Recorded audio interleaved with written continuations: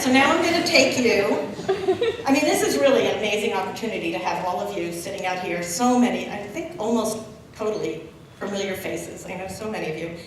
And it's a captive audience. So what I decided to do was put together my version of the Jackie Reynolds School of Management, since I do come from Anderson, but you know, it's a very different school. All fantastic, as you can tell by the number of Anderson people here. And these are just my opinions.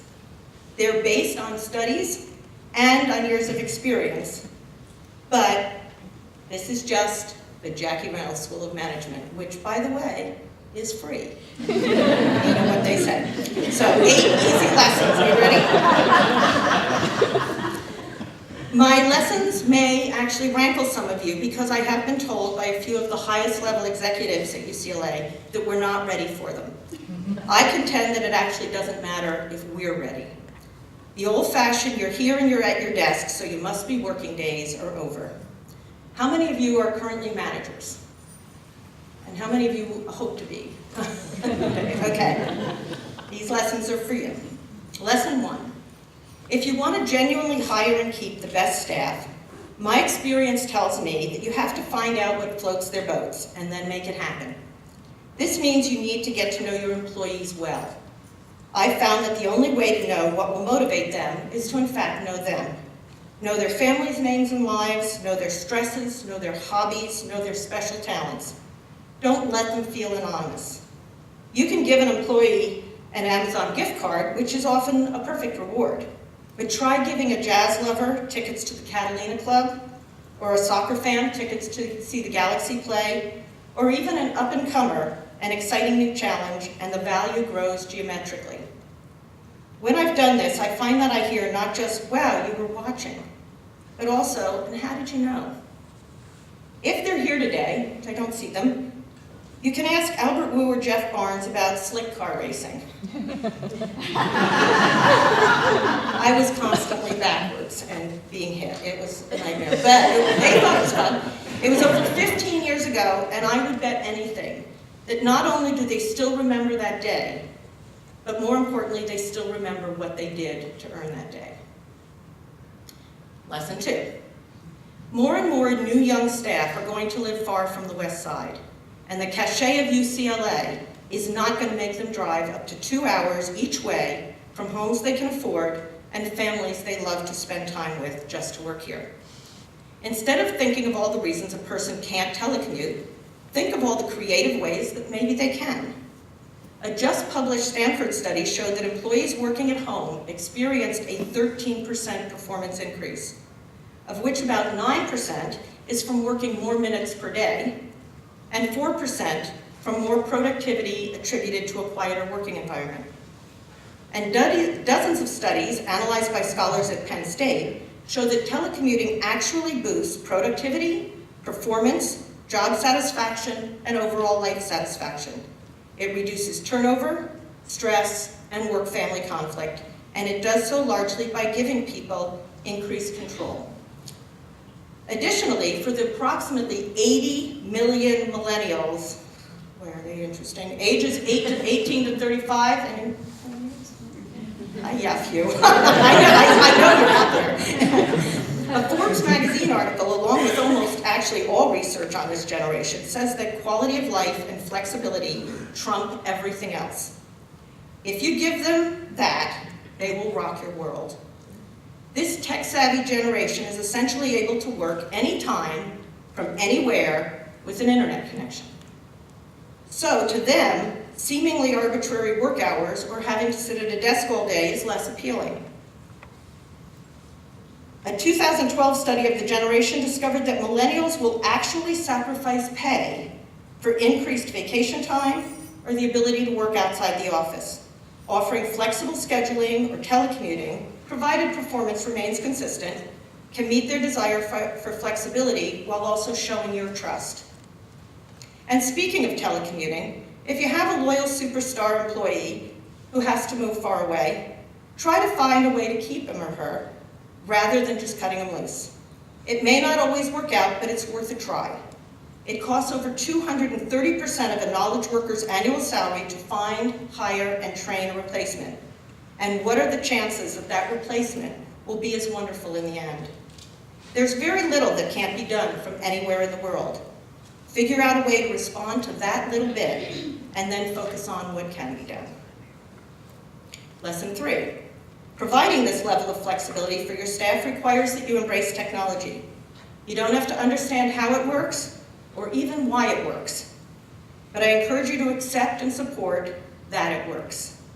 Remember, email was once only for techies. Now, it's for great-grandparents. And it's rarely used by college kids. You have to keep up. Sorry, it's not funny. Lesson 4. Keep abreast of salary trends and fight hard to keep your staff within spitting distance of market. You'll be told there isn't the money, but what UCLA and your department really don't have the money for is turnover of excellent, loyal staff, only to replace them with someone at the salary you should have paid the lost employee, or with a possibly, or even likely, substandard employee who will take the low salary and then saddle your department with inefficiency for all time. Your top employees typically know what they're worth, and they know when they're not getting it. I've witnessed that they start poking around, and once they have one foot out the door, physics tells us the other foot will follow. And in the rare cases where a counter offer succeeds, it sends an absolutely dreadful message to your remaining staff. Fight hard to do what you should do before people have to beg, and well before they move that foot. And lesson 4B, I can tell you they were B's. If you still can't get the money you need to pay market, don't fret. Go back to item 3. As mentioned above, progressive public sector employees can provide a menu of options where flexibility can trump slightly lower wages. Build that menu. Lesson 5. Never deny a vacation or force a person with a sick or injured loved one to come into work. Work out a flexible arrangement that keeps work flowing while allowing people to be where their heads and their hearts are anyway. Before you know it, based on my experience, they're back at work with their heads in the game and their hearts full of gratitude. Lesson 6.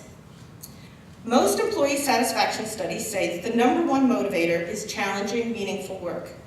Your teammates need to know in very specific terms how to tie what they do to its value at the institution. They need to know how to measure that value. So take the time with each and every member of your team to help him or her figure out how the game is played, how to keep score, and how to be the MVP. Lesson 7. Accept the fact that getting an employee promoted, even if it's to somewhere outside your organization or even outside UCLA, is the greatest contribution that you can make as a leader. And if you can buck that nagging feeling that you just need to hire from the outside and make promotions happen within your organization when they can, you'll add hope to recognition in your organization. And finally, lesson 8. Management isn't a chore. It isn't babysitting or whip cracking unless you let it be. The opportunity to manage, in my opinion, is a gift. Give some flexibility and you'll get it back many times over and when you need it most. Value the self-fulfilling prophecy which says, if you believe a person is valuable and you let them know that you think they can handle whatever comes their way, and you create an environment where they have every chance to succeed, they will live up to your expectations. By the way, little side note, it works with kids. And when you practice the self-fulfilling prophecy with your staff and someone doesn't perform to your expectations, get rid of them. It's not as hard as it seems, even here at UCLA. It gives you the credibility you need to keep everyone else on your team involved and committed. Now, I have just one simple lesson for those of you who aren't managers. Non-managers here? Hands? Be the employee you'd want to manage. when given flexibility, telecommuting, opportunities, trust, recognition, and hope, do not squander them. Reward your enlightened leader by delivering in spades. Ask for what you need, step it up, and make magic happen. So maybe UCLA as a whole isn't quite ready for 21st century leadership, but I believe we turn a blind eye at our own risk. Many of you know more than one amazing person retiring from UCLA in the next few weeks. Eddie Glick, Dave McDonald. Can't imagine this place without either of you. We boomers are finally getting the hell out of the way. I know, the you Gen Xers have been like, tick-tock, tick-tock. But growing the next generation of administrators will require that we embrace the concept of a truly balanced life, that we allow technology to provide options that make sense, and that we show flexibility in making things work. We may not be ready to manage a crew of telecommuters or young pups who always have new ideas for how to do things better, or people who want to work late into the night so they can spend an hour or two at a playground with their toddler in the middle of the day. Yeah, we may not be ready, but they are. Thank you so much for being here.